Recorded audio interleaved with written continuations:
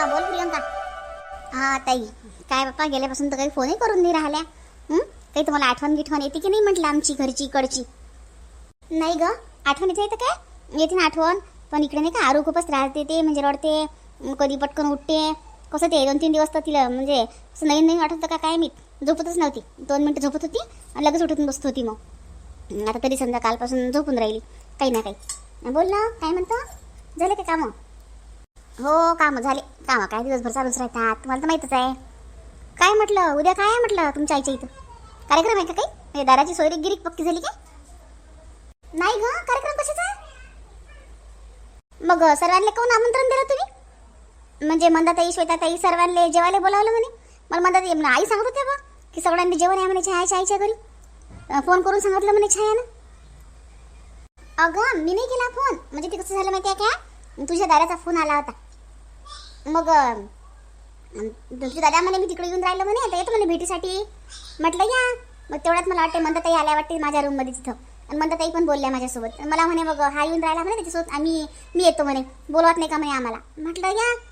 मग आम्ही सगळेच येतो म्हणे. तुझ्या आईचं घर नाही पाहिलं म्हणे आम्ही. मग आता त्या स्वतःहून जर त्यांना मला म्हटलं तर मग मी त्यांना नाही म्हणू काय, तर मग मी म्हटलं ठीक आहे सगळेजण या म्हटलं तुम्ही. मग असं झालं बाई ते, मी स्वतःहून नाही म्हटलं, म्हणजे त्यांना यायचं होतं. मग मी म्हटलं या ना मग सगळेजण उद्या. असं तेच तर म्हटलं, मला वाटलंच बरं की म्हटलं हे मंदाताईनंच म्हटलं स्वतःहून म्हटलं छायाताईले की आम्ही येतो. कारण की मला माहिती आहे ना तुमच्या आईची परिस्थिती कशी आहे, हलाखीची. तर आणि हे म्हणण्याशिवाय त्या का त्या लायकीच्या आहेत का, त्यांना न्यायच्या लायकीच्या आहेत का त्या? तर हसा करतील कधी कोणाचा. असं आहे ते. नाही जाऊ द्या ना, मग सांगून देते मी आईला फोन. थांबा मीच करते, मी सांगते आपल्या आईले, सासूबाईले आपल्या, की असं असं झालं.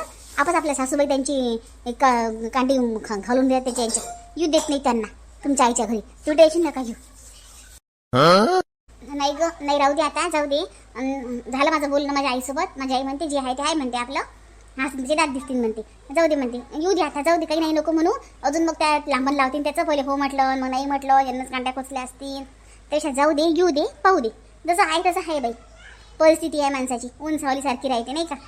जाऊ दे. बरं ताई, तुम्ही म्हणता तर काही म्हणत नाही मग मी आता. ठीक आहे, उद्या येतो मग आम्ही. हो या. बरं ठेवतो ताई, करा मग आराम थोडा, मी पण आराम करते. मग अजून थोड्या वेळानं फुकारा चालू होऊन जाते.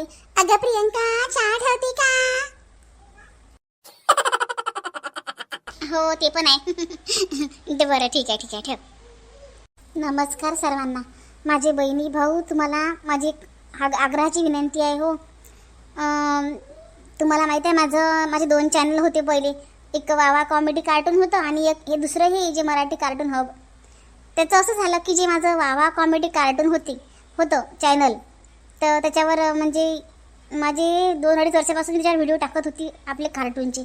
माझ्या बऱ्याचशा बहिणी भावांना माहीत असेल ते चॅनल, त्यांना सबस्क्राईब पण केलं असेल त्याला. त्याच्यावर माझा खूप मोठा परिवार झाला होता. 2.5 वर्षापर्यंत खूप छान छान व्हिडिओ त्याच्यावर बनवत होते मी. पण यूट्यूबने माझ्यासोबत असं केलं की मला ते चॅनल बंदच, म्हणजे ते चॅनलवर मला सांगितलं की त्याच्यावर तुम्ही कार्टूनचे व्हिडिओ टाकू नका म्हणे. हा आवाज तुमचाच नाही आहे म्हणे, असा मेसेज केला मला. आता चॅनल बंद नाही केला, पण मला कार्टून व्हिडिओ टाकण्यास मना केली. मग एवढं मोठे सबस्क्रायबर झाल्यावर मग माझा खूप जीव तुटत होता. मग मी काय केलं, त्याच्यावर मी रेसिपीची व्हिडिओ टाकणार आहे आता आजपासून. आज रेसिपीचा व्हिडिओ येईन त्याच्यावर संध्याकाळपर्यंत. आणि मग मी दुसरं चॅनल तयार केले. काय करू मग, दुसरं चॅनल तयार केलं, त्याचं नाव आहे महाराष्ट्राचं कार्टून. तर त्याची लिंक मी या व्हिडिओच्या कमेंट्समध्ये पिन करते.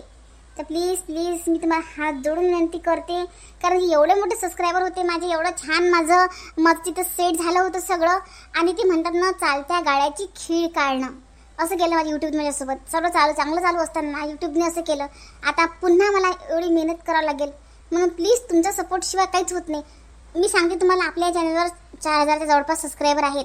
त्यांनी कमीत कमी माझ्या 1000 बहीण भावांनी तरी तिथे जाऊन सबस्क्राईब केलं ना, तर प्लीज मला खूप तुमचा सपोर्ट होईल. खरंच मी तुम्हाला लिंक देते, या व्हिडिओच्या कमेंट्समध्ये लिंक देते.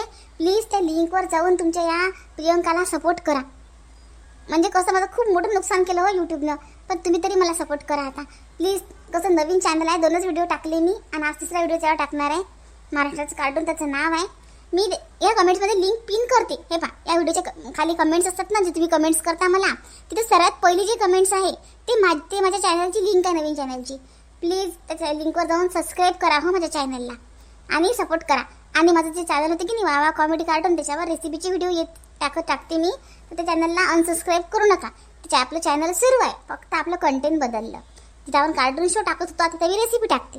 तर प्लीज ते रेसिपीचे व्हिडिओ पण पाहत जा आणि या चॅनलचे पण व्हिडिओ पहा आणि त्या चॅनलचे पण व्हिडिओ पहा आणि तुमच्या या बहिणीला सपोर्ट करा. धन्यवाद. आणि व्हिडिओ पूर्ण पहा, जाऊ नका. आपला आजचा व्हिडिओ पूर्ण पहा.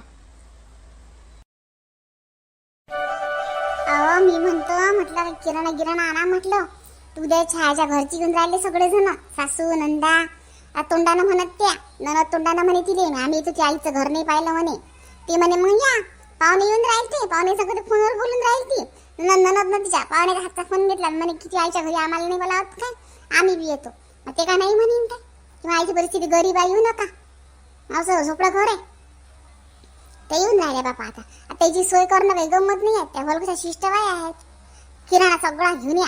आता असं म्हणू नका की माझ्याकडे पैसे नाही, मी कुठून आणू, कुठून आणा बापा, उदारी पादारीत पण आणा. येऊ दे ना आई, काही हरकत नाही, येऊ दे. नंदा येईल तिच्या, जसं आहे आपलं घर तसं आहे. हा बाई त्याचं आपण सगळी बराबरी करू आई. मी साड्या आणतो याच्यासाठी. त्याला चांगला पावनचार कर, कशाचीच कमी नको पडू देऊ. फक्त घर तर नाही बांधू शकत बा एका दिवसात त्याच्यासाठी मी. घराला हसतील ते, अजून काय होणार आहे. बाकी सगळी बरोबरी करू आपण त्याची. हो ना, येऊ दे. ते त्याच्या घरची श्रीमंत, आपण आपल्या घरचे गरीब. आपण आपल्या बोलणं त्याची बराबरी सगळी करू. साड्या आणता काय आहेत का त्यापाशी पैसे?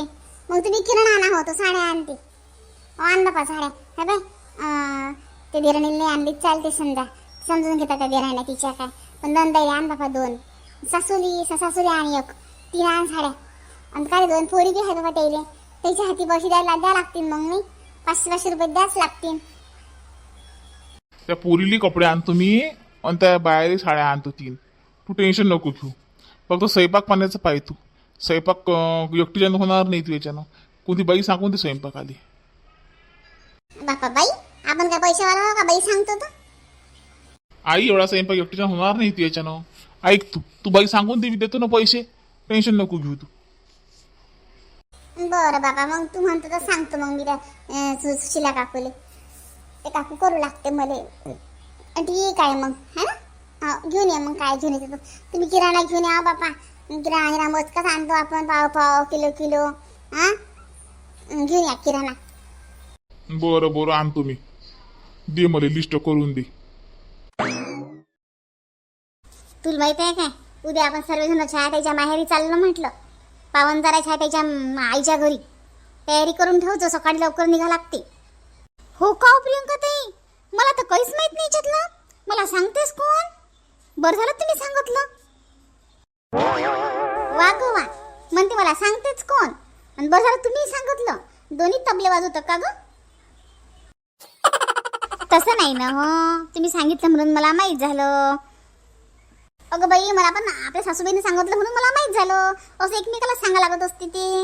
आपल्या मंदाताईने सगळं तयार केलं ना, पिक्चर तयार केला ना, छायाताईच्या माहेरी जायचा. आता आपल्याला सगळं जावं लागतं तिथं. बाई ताई जाऊ द्या, तुम्ही जाऊ नये, मी काही येत नाही. माझं खूप जिव्हार येते बाई उन्हाचं, खूप दगदग होते मला उन्हाचं. मी नाही येत, जाऊ द्या, तुम्ही चालले जा. आता चल ना, कशाला हे करून राहिली, चल. नाही ना ताई, मी बोलणार बरं आईसोबत. मी आईसोबत बोलून घेईन. मला नाही यायचं ना, मला ऊन लागते बरं ताई लवकरच. माझी तब्येत खूप खराब होते गड्या. मग मी थांबते ना घरी. तसं पण सर्व जेंट्स सर्व घरी आहेत ना, माणसं, बाबा, गोपाल दादा, समजा आता मग 2 जण घरीच आहेत ना. विठू दादा येते तुमच्यासोबत आहे ना, त्यांची सासरवाडी आहे. तर मग मी नाही येत. बरं जाऊ द्या, मी त्यांचे स्वयंपाक करते ना, मी थांबते ना घरी. तर संध्याकाळी रिटर्न येणार आहे ना तुम्ही, त्याचे सकाळी येसान. पण मला उन्हाचा खूप त्रास होते हो ताई, मी नाही येत. बरं मी बोलते लागलं सासूबाईसोबत आपल्या. तुम्ही नका घेऊ त्याचं टेन्शन. बरं बाई, मला काय करावं लागते, तुझी मर्जी, नको येऊ. सगळं माहिती आहे मला. काम आहे धक्का नाही म्हणते बरं. ही तिला वाटतं काम करायला लागते म्हणून पहिलेच नाही म्हणते शाकट्या भांडणाची. अगं ये प्रियंका, बघ माझ्या चेहऱ्यावर की तुला ग्लो वाटत आहे का ग? काय शेताने करून दिलं माझं फेशियल. एवढं छान केलंच नाही तिने. मी म्हटलं पण तिला, आता कशी म्हणते माहिती आहे का मला, अगं दीदी छान केलं ना म्हणते. मग बरं ती छान वाटते का बघ बरं, चेहरा माझा ग्लो वाटते का? तर तुम्ही कुठं चालले आता? अगं बाई, छायाच्या आईच्या घरी जावं लागतं ना उद्या, म्हणून म्हटलं पाहा ना माझा चेहरा कसा दिसून राहिला. तर तिथं काय लग्न आहे काय? अगं लग्न नाही आहे, पण फर्स्ट इम्प्रेशन लास्ट इम्प्रेशन चांगली वाटली नाही पाहिजे का? मी ननद आहे ना, मी आजूबाजूच्या बाया काय दिल ना मला बघायला, म्हणतील नाही काय की ननद आली कशी आहे पाहू दे, कशी आहे पाहू दे. सांगा आता तुम्ही, त्या धोळकवेले कोण पाहिजे आता? धोळकवेले कोण पाहिजे आता? म्हणते ननद आली म्हणते. हे का नवीन नवरी आहे का? इले कुठे दारातला कुत्री पाहणार नाही, मनानच नाचून राहिली ही. काय घुबडासारखं तोंड आहे हिचं, तिथे घासलं तरी घुबडच दिसणार नाही. फक्त कलर आहे गोरा, तोंड कसं फदाळ आहे, नाक पाहिलं चपट, डोळे पाहिले उकडे चालले, डुमणी. आणि म्हणते सुंदर आहे, असं वाटते फळफळ मारून घालच लाल कराय मंदीचा. मला विचारते चालली मोठी खिट घाली, लग्न आहे का तिथं? बयाड तोंडी. अगं बाई सांग ना म्हटले, कशी दिसून राहिली तर? अति सुंदर, खूपच सुंदर दिसून राहिल्या तुम्ही, अति सुंदर, इतकं सुंदर की तुम्हाला पाहता वाटून राहिलं. हो का ग? मी आहे सुंदर. प्रियंका का ग, मी थोडी करिश्मा कपूर सारखी दिसते की नाही? म्हणजे माझ्या फ्रेंड म्हणत होत्या की तू करिश्मा कपूर सारखी दिसते. सांगा आता, त्या करिश्मा कपूरला माहित पडलं जीव देणार नाही का ती? हो ताई, त्यांना काय विचारता, मला विचारा. खरंच तुम्ही करिश्मा कपूर पेक्षा पण सुंदर दिसता, करिश्मा कपूर पेक्षा पण सुंदर. अगं बाई हो का? थँक्यू तेजस्विनी, खरंच थँक्यू.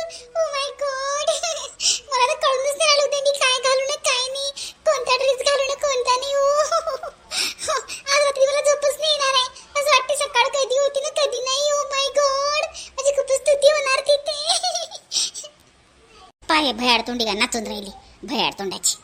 करिश्मा कपूर दिसतो म्हणते, करिश्मा कपूर जीव दिन ना, इथे माहित पडलं तर आई बोलते लकाची.